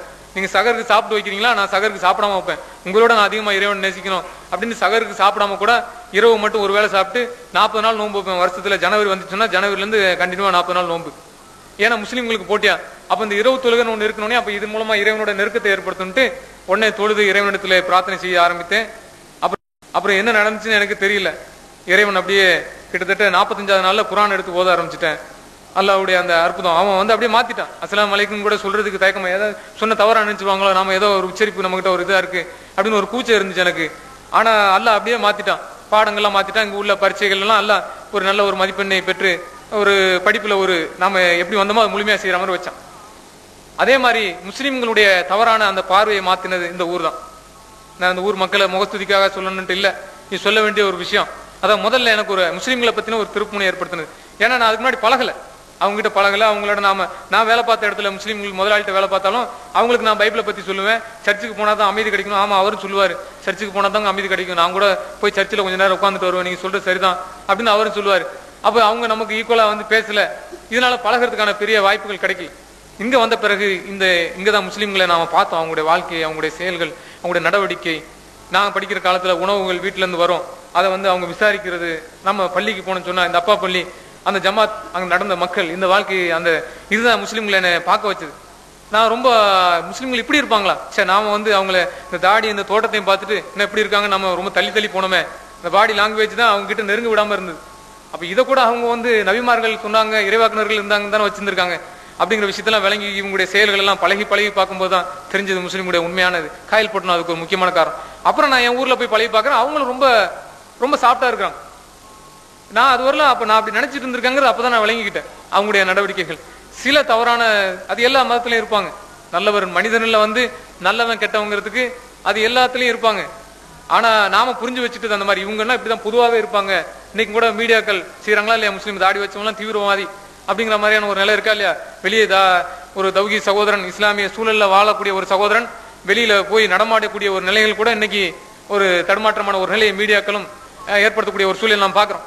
அப்போ இந்த மாதிரி நான் இவங்ககிட்ட நெருங்கி பழகினதுக்கு அப்புறம் தான் உண்மையான முஸ்லீம் அப்படிங்கிற அந்த விஷயத்தை நான் விளங்கிக்கிட்டேன். இங்க வந்துதான் முகமது நபி ஸல்லல்லாஹு அலைஹி வஸல்லம் அவருடைய வாழ்க்கை எனக்கு இங்க போதிக்கப்பட்ட பொழுதுதான் அவங்களுடைய உண்மையான வரலாறு எல்லாம் எனக்கு தெரிஞ்சுக்கிட்டேன். முக்கியமான விஷயம், மரியம் அலைஹிஸ்ஸலாம் அவர்களை நான் மிகவும் நேசித்தேன் கிறிஸ்துவத்தில் இருக்கும்போது. ஏனென்றால் அவருடைய வாழ்க்கை, அவர்கள் இன்னைக்கு ஒரு சமுதாயம் அவர்களை கடவுளாக வணங்குகின்றது. ஆனால் அவர்களிடத்திலே அந்த இறைவனுடைய வான தூதர் போய் மரியமே உன் மீது சமாதானம் உண்டாகட்டும், அருள் இருந்த மரியே வாழ்க, அவர்கள் கூட ஜெபமா சொல்லுவாங்க, அருள் இருந்த மரியே வாழ்க, கர்த்தர் உன்னுடைய பெண்களுக்குள் ஆசீர்வதிக்கப்பட்டவள் நீரே, உம்முடைய திருவயிற்றின் கனியாகிய இயேசுவும் ஆசீர்வதிக்கப்பட்டவரே அப்படின்னு சொல்லி அந்த ஜெபமா கூட சொல்லிட்டு இருப்பாங்க. அந்த வார்த்தையை வந்து ஜிப்ரீல் அலைஹிஸ்ஸலாம் அவங்க கிட்ட போய் சொல்லி அவங்க சொல்லும் போது கூட அவங்க முதல்ல கேள்வி கேட்டுக்கிறாங்க, நீங்க எப்படி வந்து என்கிட்ட பேசுறீங்களா, கேள்வி எல்லாம் கேட்டு உங்க குர்ஆன்ல நீங்க படிச்சிருப்பீங்க, நம்ம டீப்பா சொல்றதுக்கு நேரம் இல்ல. அப்ப சொன்ன வார்த்தை மரியம் அலைஹிஸ்ஸலாம், இதோ இறைவனுடைய அடிமை, அவன் விருப்பப்படி எனக்கு ஆகட்டும், தாழ்நிலை நின்ற தன் அடிமையை இறைவன் தயவுடன் கடைக்கண் நோக்கினான், இந்நாள் முதலாய் தலைமுறை என்னை பேருடையால் என போற்றுமே அப்படின்னு சொன்னாங்க. அவங்க எல்லா சமுதாயம் என்னை நினைவு கூறும் அப்படின்னு சொன்னாங்க. தாழ்நிலை நின்ற அடிமை, நான் அடிமைன்னு என்ன பண்ணாங்க, அவங்க பிரகடனம் செய்தார்கள். பைபிள் தெளிவாக சொல்கின்றது.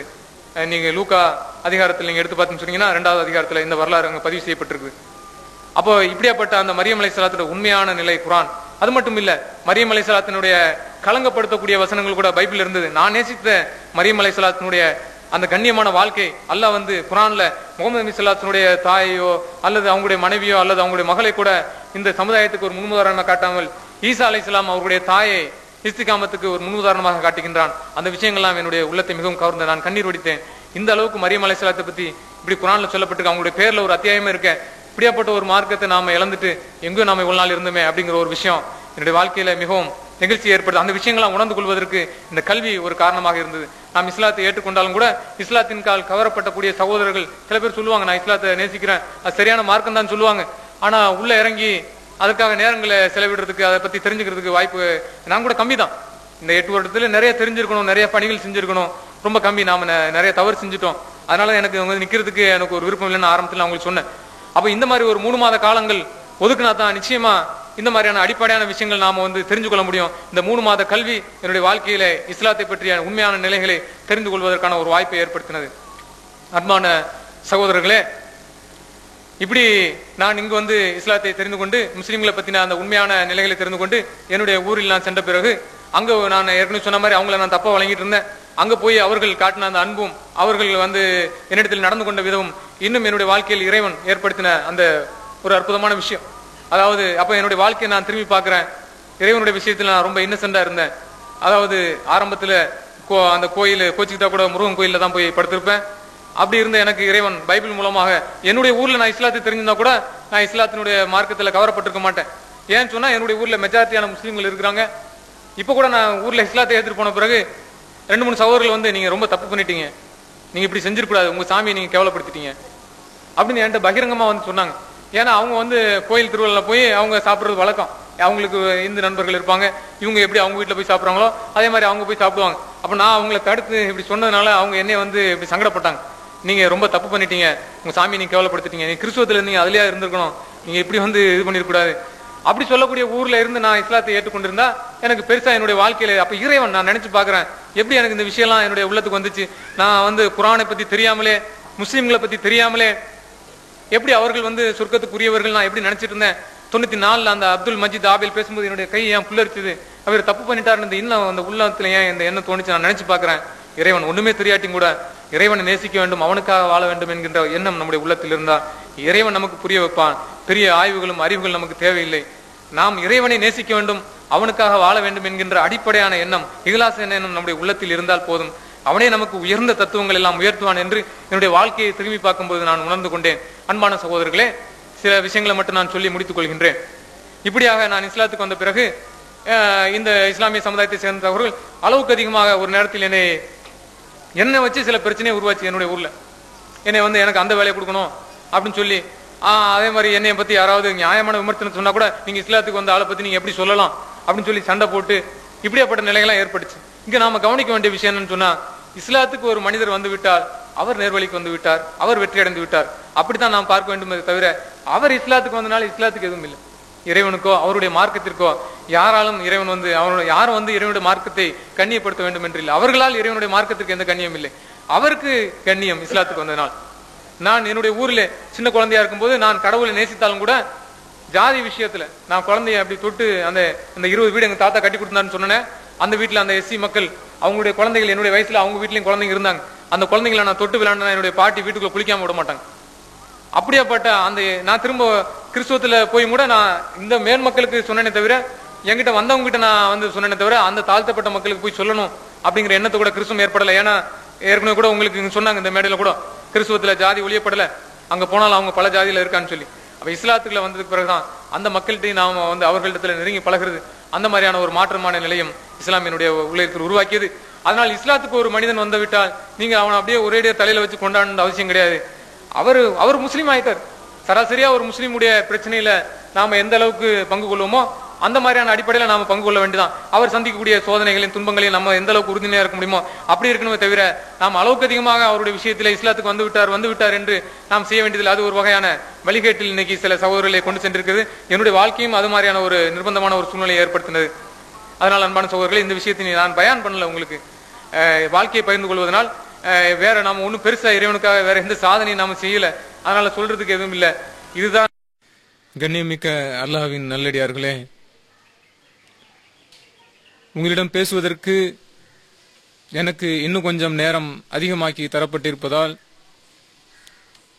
அல்லாஹ் தந்திருக்கக்கூடிய இந்த அற்புதமான வாய்ப்பை பயன்படுத்தி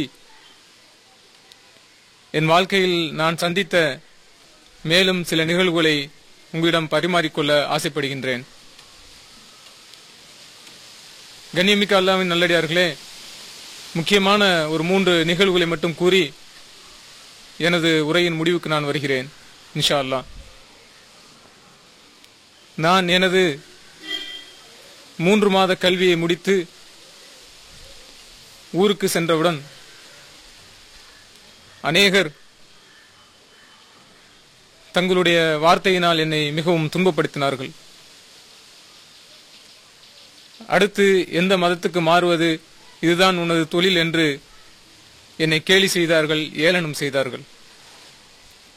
ஏனென்றால் நான் ஏற்கனவே இந்து கிறிஸ்துவ மதங்கள் மாறியதனால் அவர்கள் என்னை மிகவும் இது போன்ற வார்த்தைகளினால் என்னை துன்பப்படுத்தினார்கள்.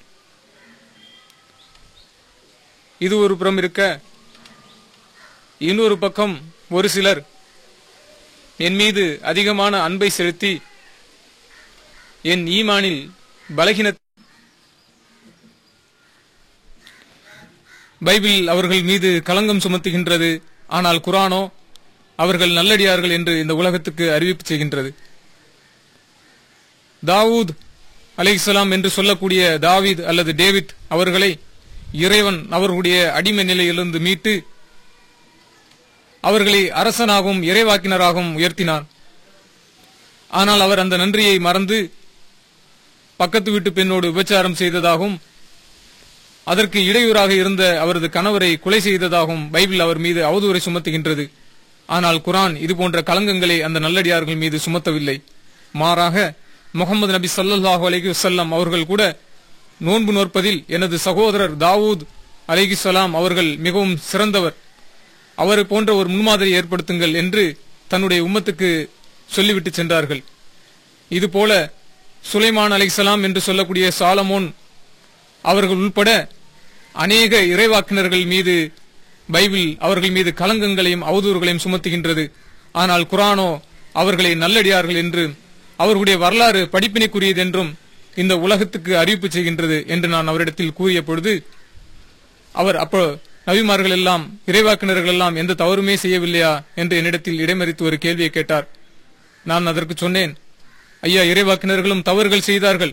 ஆனால் பைபிள் கூறுவது போன்று அவதூறுகள், களங்கங்கள், அதுபோன்ற இழிவான செயல்களை அவர்கள் செய்யவில்லை. அவர்கள் செய்த சிறிய சிறிய தவறுகள் கூட இறைவன் தன்னுடைய திருமறை குர்ஆனிலே பதிவு செய்து அதை கண்டிக்கின்றான்.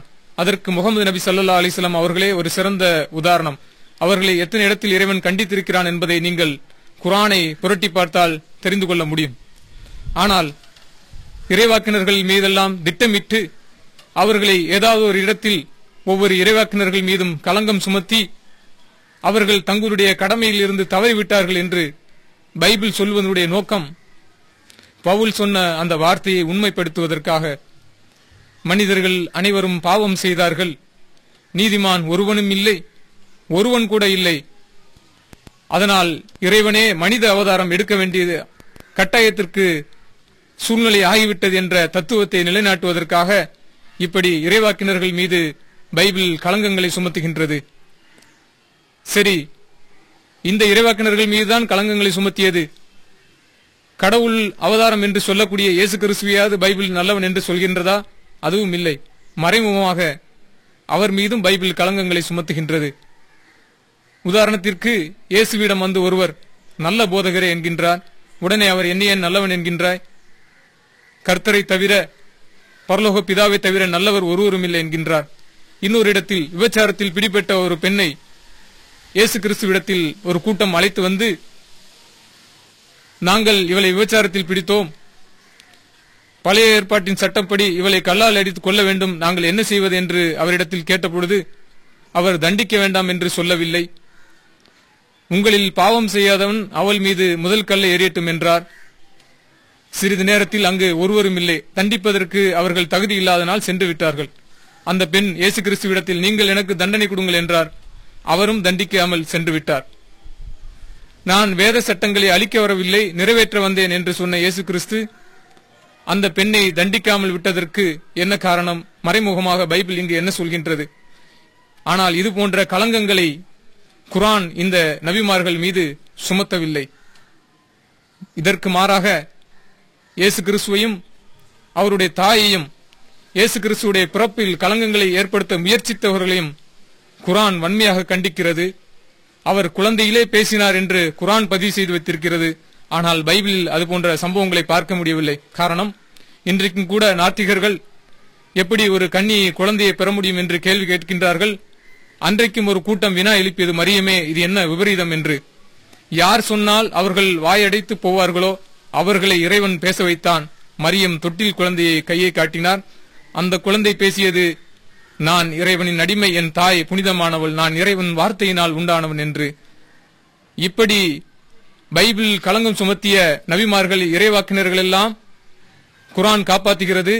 இப்படி காப்பாற்றுவதனால் முகமது நபிக்கு என்ன லாபம்? இதற்காக அவர் ஏன் ஒரு வேதத்தை எழுத வேண்டும்?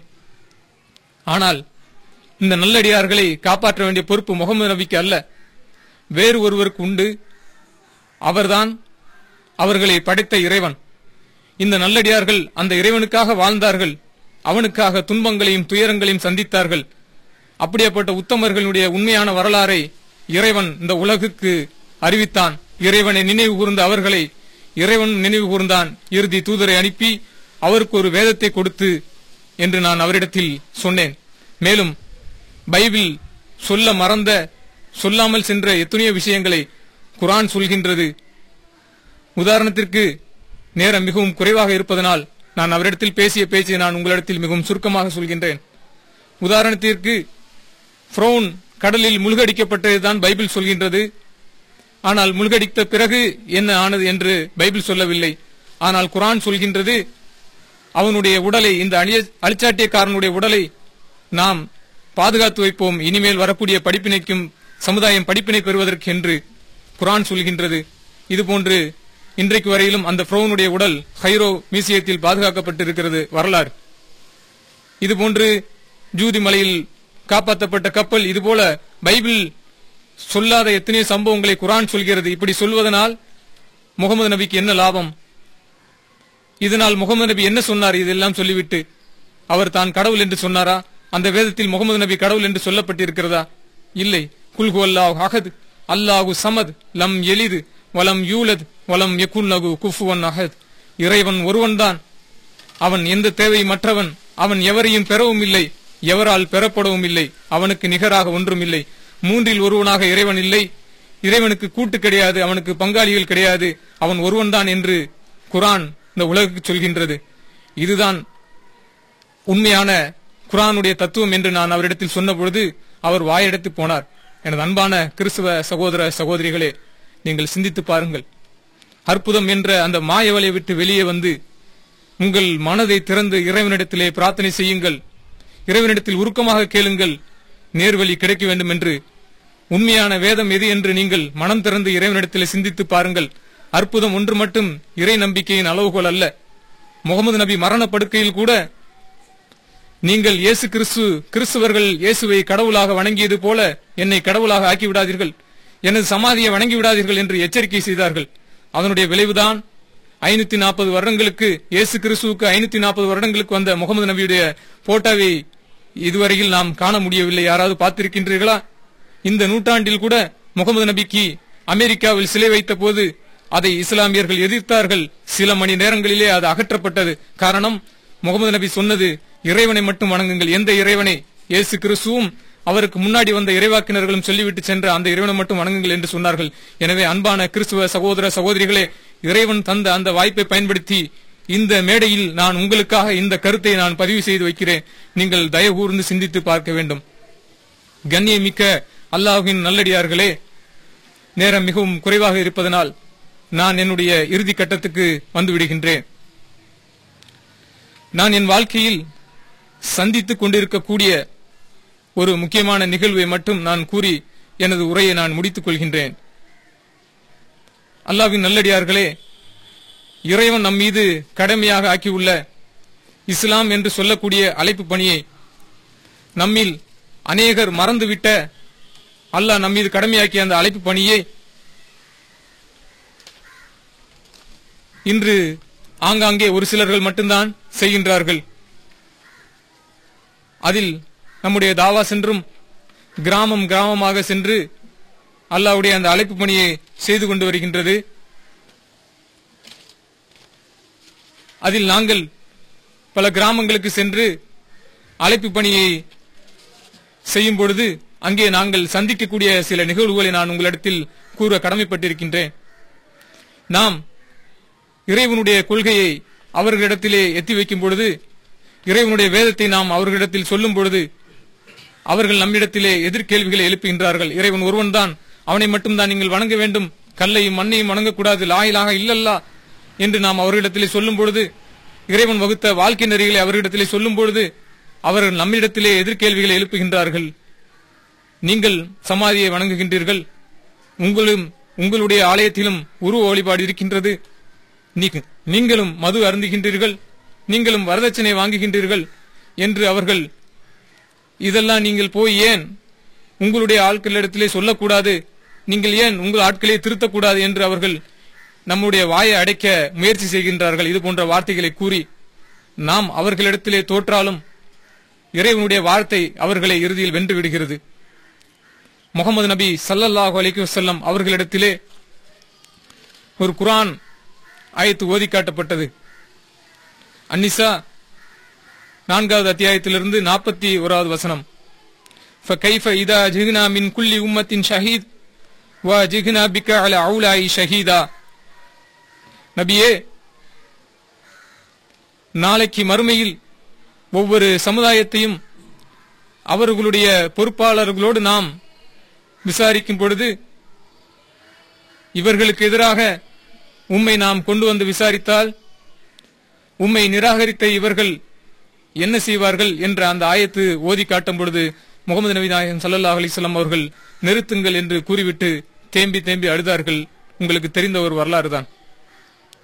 முன்பின் பாவங்கள் மன்னிக்கப்பட்ட தன்னுடைய கடமையை முழுமையாக நிறைவேற்றிவிட்டார்கள் என்று அல்லாஹுவே தன்னுடைய திருமறையில் சொல்லப்பட்ட அந்த அல்லாஹுடைய தூதர் அவர்கள் எங்கே நாளைக்கு அல்லாஹ் நம்மளை விசாரித்து விடுவானோ என்று அவர்கள் கண்ணீர் வடித்தார்கள். ஆனால் இன்று நம்மிடத்தில் ஒப்படைக்கப்பட்ட இந்த அம்மானிதமான இஸ்லாத்தை நாம் பிறரிடத்தில் சொல்லாவிட்டாலும் பரவாயில்லை, ஆனால் நம்முடைய வாழ்க்கையில் நாம் களங்கப்படுத்துகின்றோமே, நம் வாழ்க்கையின் மூலமாக உண்மையான இஸ்லாத்திற்கு களங்கத்தை ஏற்படுத்துகின்றோமே. இதை பற்றி அல்லாஹ் நம்மை நாளை மறுமையில் விசாரிக்க மாட்டானா? கண்ணியமிக்க அல்லாஹ்வின் நல்லடியார்களே, நாம் சிந்திக்க கடமை. எந்த நாவிலாடும் பாடலாகவா இறைவா, உந்தன் வான் புகழை பாடவரம் தா. இறைவா, எந்த நாவிலாடும் பாடலாகவா இறைவா, உந்தன் வான் புகழை பாடவரம் தா. உன்னருள் மேன்மையால் பூமி எங்கும் புன்னகை, உன் புகழ் பாடவே பொங்கி வரும் வல்லமை, மனமாற வாழ்த்த எழும் இறையரசின் வைகரை. இறைவா, எந்த நாவிலாடும் பாடலாகவா இறைவா, உந்தன் வான் புகழை பாடவரம் தா. நான் எந்தன் வேலியாக என் நலம் கொண்டேன், நீ பூமி எங்கும் வாழும் தென்றலாகினாய். நான் எந்தன் வேலியாக என் நலம் கொண்டேன், நீ பூமி எங்கும் வாழும் தென்றலாகினாய். உன் புகழ் பாட பாட உள்ள மலர வேண்டுமே, உன்னடி நாட நாட உறவு பெருக வேண்டுமே. உன் புகழ் பாட பாட உள்ள மலர வேண்டுமே, உன்னடி நாட நாட உறவு பெருக வேண்டுமே. இறையே திருவே, இறையே திருவே, வாழ்வு உந்தன் கீதமாகவே. இறைவா, இந்த நாவிலாடும் பாடலாகவா இறைவா, உந்தன் வான் புகழை பாடவரம் தா. நான் சிறு கனமியங்கும் ஒளி துகளானேன், நீ அதை ஏற்றி வைத்த ஒளி கடலானாய். நான் சிறு கனமியங்கும் ஒளி துகளானேன், நீ அதை ஏற்றி வைத்த ஒளி கடலானாய். உன் பணி செய்வதில எந்த ஆசை தீரவே, தன் பலி தியாகம் ஏற்கும் தீப வாழ்க்கை போலவே. உன் பணி செய்வதில எந்த ஆசை தீரவே, தன் பலி தியாகம் ஏற்கும் தீப வாழ்க்கை போலவே.